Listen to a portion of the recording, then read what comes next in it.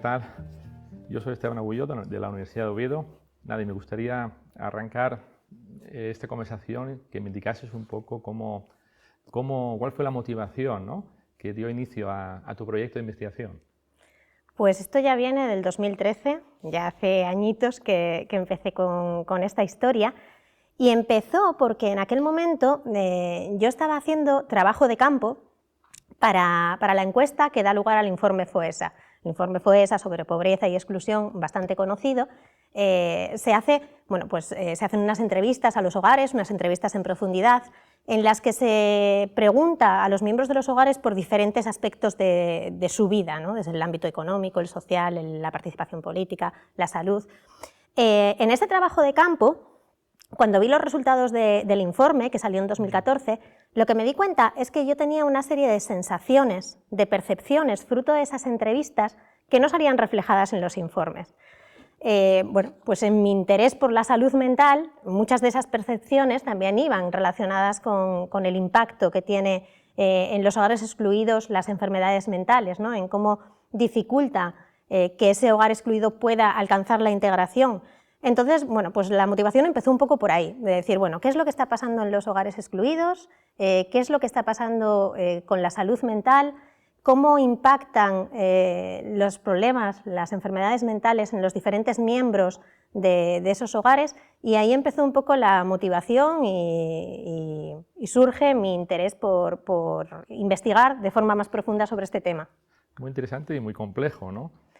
Concretamente, ¿cuál fue el objeto de estudio?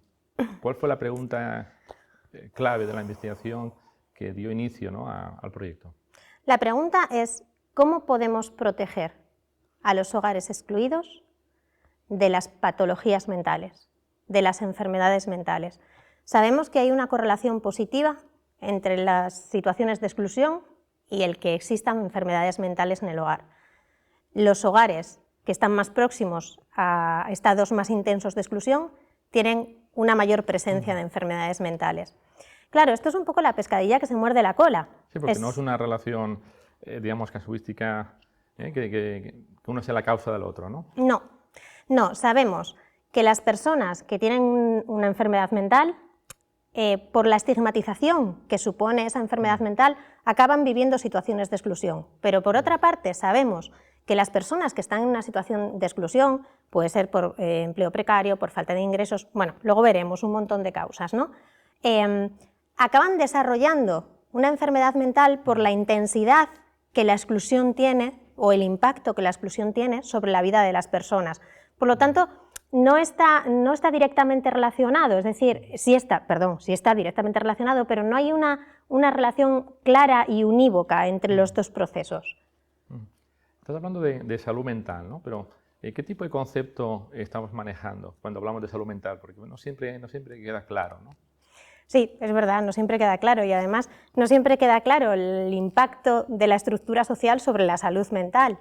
La OMS dice que es el estado de bienestar, ¿no?, la salud es el estado de bienestar físico, psicológico y social. Ahí aporta los tres elementos: la salud física, la salud psicológica, pero también la salud social. Sin embargo, fíjate, no fue hasta los años 90 cuando se empiezan a desarrollar diferentes modelos que tienen en cuenta esta cuestión social, este impacto social sobre la salud mental. Hasta ese momento se consideraba que si una persona tenía una enfermedad mental era por dos causas. Una, porque estaba genéticamente predeterminada, biológicamente predeterminada a tenerla, o dos, porque su estilo de vida no era lo suficientemente saludable. Ahí la responsabilidad recaía directamente sobre la persona. No se tenía en cuenta el hecho de que no todas las personas pueden elegir estilos de vida saludables. Pongo un ejemplo. Si yo tengo un contrato de 10 horas diarias por el que cobro 900 euros al mes, y trabajo 6 días a la semana, difícilmente puedo tener tiempo para hacer una actividad física, difícilmente puedo tener una alimentación adecuada, difícilmente puedo tener un espacio de ocio para disfrutar con mis amigos. La elección del estilo de vida no es exclusivamente individual, sino que viene determinado de alguna forma por la estructura social. La precariedad laboral hace que yo no pueda tener un estilo de vida saludable. Entonces, es a partir de los 90 cuando nos empezamos a dar cuenta de que la estructura social marca de una forma muy determinante la salud de las personas y, desde luego, la salud mental. ¿Cómo ves el problema de...? Porque eso será importante luego para el proyecto de investigación. Se habla de pobreza infantil, se habla a veces de menores. Yo creo que tu trabajo está centrado en, o prefieres que estuviera centrado en el tema de los hogares, ¿no? ¿Cuál es la razón de ello, ¿no? Muchas veces cuando hablamos de lo que dices, pobreza infantil, enfermedad mental en los menores, nos da la sensación de que las niñas y los niños están en una especie de burbuja, ajenos a la realidad del hogar en el que viven, cuando no es así. Sabemos que el hogar es el primer espacio de socialización de las menores y los menores. Sabemos que cuando un hogar es saludable, desde el punto de vista de relaciones afectivas saludables, ¿no? Exacto, una estructura en el hogar, unos roles parentales del tipo de hogar que sea, ¿no? Determinados y marcados, sabemos que ese tipo de hogares generan salud. Y sin embargo sabemos que otros hogares en los que las relaciones afectivas son más tóxicas, en las que no existe esa definición de roles clara, en la que los límites están difusos, esos hogares generan enfermedad mental. Entonces, el motivo del trabajo, el motivo de centrarlo sobre los hogares, es el hecho de entender que cuando el hogar es saludable, la salud de todos los miembros del hogar es positiva.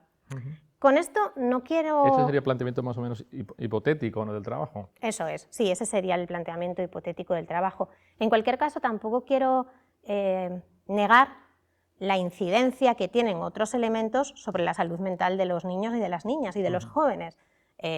Pues la relación del grupo de pares con el grupo de iguales, los centros educativos, el tema de los acosos, bullying, redes sociales que estamos viendo ahora. No niego en absoluto, pero no es el motivo de mi investigación. Yo quiero centrarme en el hogar como espacio de socialización primaria y en el hogar como espacio en el que además se apoya o se sostiene cuando existe una problemática de salud mental. ¿Qué tipo de metodología utilizaste, ¿no?, para llevar a cabo, ¿no?, para tratar de constatar ese planteamiento hipotético? Pues he trabajado con las encuestas de integración social con las que se elaboran los informes FOESA. Como el proceso está siendo dilatado en el tiempo, ya llevo 3, he trabajado con la encuesta de 2014, con la de 2018 y actualmente estoy trabajando con la de 2021. Eso te habrá dado también una perspectiva, ¿no? También, ¿no? Sí, da una perspectiva temporal muy interesante y muy preocupante, porque en cada salto temporal lo que vamos viendo es que cada vez un mayor número de hogares en situación de exclusión está afectado por enfermedades mentales. Es preocupante, porque quiere decir de alguna forma que no estamos utilizando los recursos necesarios desde el punto de vista de las políticas sociales para evitar que esto siga pasando. Podríamos pensar, no lo sé qué piensas, ¿no?, pero podríamos pensar, entre 2018 y 2021 hemos tenido una pandemia en medio. Sí, es verdad, pero es que entre 2013 y 2018 ya veíamos que había una brecha, ya veíamos que en 2018 un hogar excluido tenía un 20% más de posibilidades de tener una enfermedad mental que en 2013.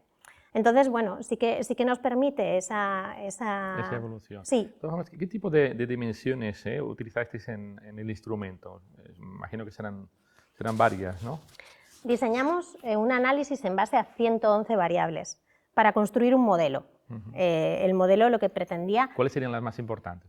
Por no... Pues fíjate, tenemos pocas relacionadas con el empleo. Una de las cuestiones que nos surgió como duda, ¿no?, cuando estábamos en estos temas es, bueno, sabemos que la precariedad laboral impacta sobre la salud mental. Sí, pero posiblemente los hogares en exclusión están acostumbrados a un desarrollo laboral tan precario que no es una variable determinante en el caso de hogares excluidos. Tienen mucho interés las variables que tienen que ver con la privación como la falta de ingresos suficientes para acceder a ciertos servicios. Lo que hemos visto es que, por ejemplo... En el sentido de recursos, ¿no? Eso es. No solo lo económico, ¿no? Eso es. Pero lo que hemos visto es que muchos hogares que no pueden hacer frente, por ejemplo, a tratamientos médicos, no pueden asumir el coste de tratamientos médicos, o que no pueden mantener sus actividades de ocio por una cuestión económica, están más expuestos a desarrollar una enfermedad mental. También hemos visto que los temas relacionados con la salud, sobre todo la presencia de enfermedades crónicas, discapacidades o situaciones de dependencia en el hogar, también expone a los hogares a una mayor probabilidad de acabar teniendo o desarrollando una enfermedad mental. Las conductas de riesgo, las hemos definido como conductas de riesgo porque en sí mismas son un riesgo, como por ejemplo el tener antecedentes penales, el tener alguna persona del hogar institucionalizada, bien en centro penitenciario, en centro de menores, el sufrir malos tratos psicológicos o el hecho de ser mujer también impacta de una forma especial e incrementa las posibilidades de desarrollar una enfermedad mental. ¿Cuáles serían los resultados que más te llamasen la atención, ¿no? de todo este estudio? Vinculados con el ámbito de la infancia, hay algunas cosas que me resultan pues realmente preocupantes. Por ejemplo, hemos visto que el 65% de los... Un matiz, ¿cuál es el intervalo de edad? ¿Estás hablando de infancia, de adolescencia? ¿Cuál ha sido...? Estamos hablando de infancia para referirnos al primer grupo de edad entre 0 y 18 años y un segundo grupo de edad, 0 y 17, un segundo grupo de edad de 18 a 29. En el grupo de 0 a 17 años, lo que hemos visto es que el 65% de esos menores que tienen una enfermedad mental viven en hogares en los que un adulto también tiene una enfermedad mental. Y que el 58% de menores que tienen una enfermedad mental viven en un hogar que está en situación de exclusión. Esto nos preocupa mucho y nos refuerza en nuestra idea de la necesidad de apoyar no solo la salud mental de los niños y las niñas a través de dispositivos sanitarios, sino también de apoyar los hogares, que son los que en buena parte pueden proteger de la enfermedad mental. ¿Hay algún dato que te pareciese curioso o que no esperabas? Hombre, ¿Alguna tendencia que te llamase la atención de manera concreta? Que no esperara, no, pero que me resulte especialmente preocupante, pues sí, el hecho de que un niño que vive, una niña que vive en un hogar excluido, tiene una prevalencia 4 veces mayor de desarrollar una enfermedad mental, ¿no? Porque como decíamos antes, cuando hablábamos de los estilos de vida, no se elige el hogar en el que te desarrollas, pero te condiciona.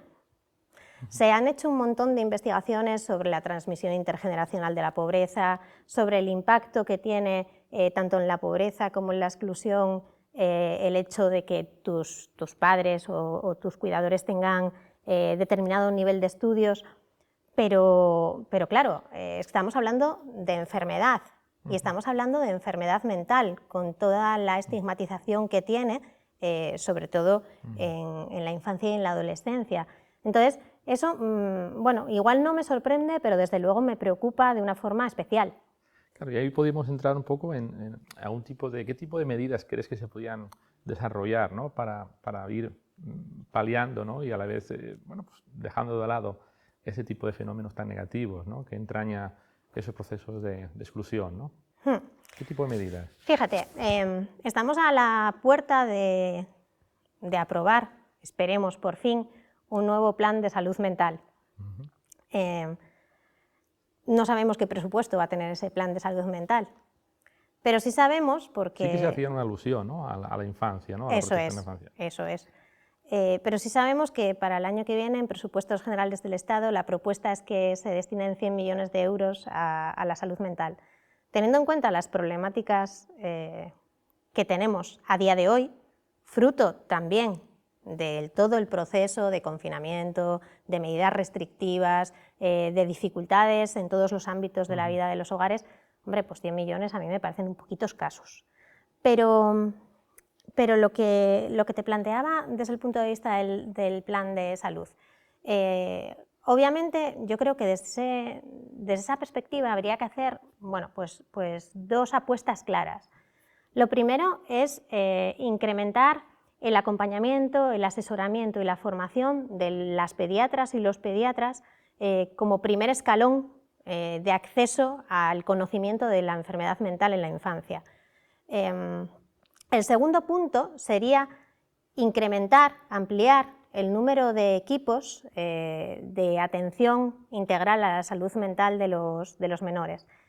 Incrementarlos en número, porque hay pocos y llegan a muchos menos menores de los que realmente tienen un problema de salud mental, pero incrementarlos también en la incorporación de nuevos profesionales. Si decimos que gran parte de las dificultades que generan enfermedades mentales son sociales, tenemos que tener profesionales sociales incorporados a estos equipos. No solo tiene que haber profesionales de la psiquiatría o de la psicología, sino que también tendría que haber profesionales de la educación social, de la integración social, etc. ¿Cómo que se podría afectar y qué medidas podrían implementarse con respecto al tema de lo que ha sido el COVID, ¿no? en tema de infancia, ¿no? y la salud mental? ¿no? Porque ya hay algún tipo de estudios que están apelando a ello, ¿no? Que existe va a ser un tema complejo. ¿Qué tipo de medidas propones o que se podrían llevar a cabo? Va a ser un tema complejo porque realmente nos hemos encontrado también en los datos de la investigación que durante este último año hemos incrementado en torno a un punto porcentual el número de niños y niñas afectados por enfermedades mentales y en torno a casi 4 puntos el número de jóvenes que tienen una enfermedad mental. Va a ser un punto complicado y yo insisto, es necesario que creemos equipos de atención psicosocial integral, equipos en los que estén presentes todos los agentes que estamos trabajando con la infancia y que todos desde nuestro ámbito de actuación podamos aportar en el conocimiento de las causas y de las soluciones para esta situación. Y que se operen en el largo plazo también, ¿no? Y que se operen en el largo plazo. Somos muy de tiritas, ¿no? Pero hay situaciones que no sirve una tirita. Una tirita es para cuando te haces una tirita pequeñita, ¿no? Y no necesita mucho más. Lo que vemos es que este impacto sobre la salud mental de los hogares excluidos viene de atrás y tiene pinta de... La prospección es que se mantenga hacia el futuro. Y como vemos, cada vez esa brecha se amplía más. Tenemos que tener en cuenta, además, que los hogares excluidos son los hogares en los que existe un mayor número de menores, es decir, porque son unas familias en número más amplias que las que están en los hogares integrados. No sé si habéis aplicado algo de perspectiva de género en el estudio o la metodología lo tiene previsto, ver las diferencias entre niños, niñas.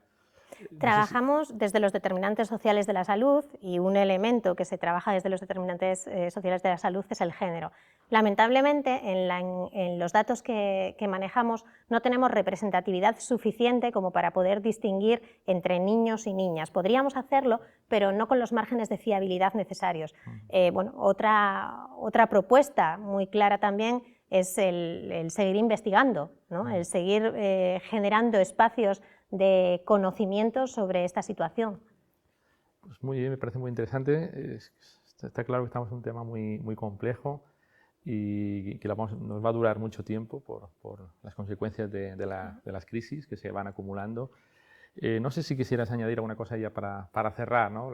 esta conversación. El hecho de que si las causas de la enfermedad mental son sociales, las respuestas tienen que ser sociales.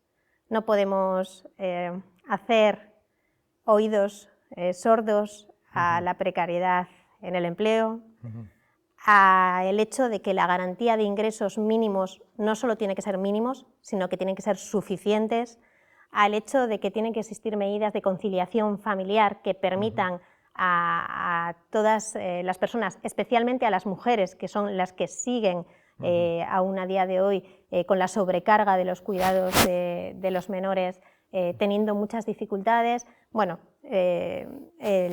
cuando se creó la Comisión de Determinantes Sociales de la Salud, su coordinador dijo: si los determinantes de la salud son sociales, los remedios tienen que ser sociales.